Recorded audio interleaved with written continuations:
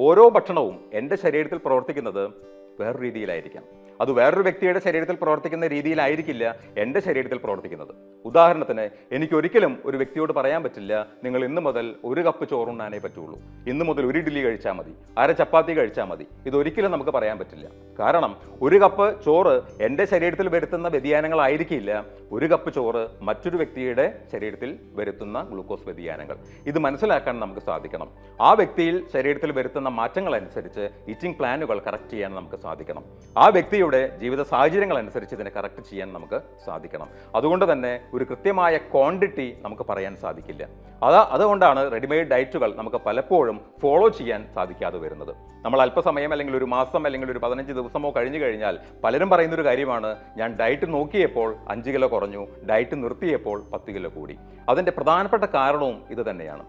നമ്മുടെ തൈറോയിഡിൻ്റെ അളവുകൾ അനുസരിച്ച്, തൈറോയിഡ് ഹോർമോൺസിൻ്റെ പ്രവർത്തനങ്ങൾ അനുസരിച്ച്, എൻ്റെ ഇൻസുലിൻ ലെവലുകൾ അനുസരിച്ച്, എൻ്റെ ബ്ലഡ് ഗ്ലൂക്കോസ് ലെവലുകൾ അനുസരിച്ച് വേണം നമുക്ക് ഇതിനെ കൃത്യമായിട്ട് മാറ്റങ്ങൾ വരുത്താൻ.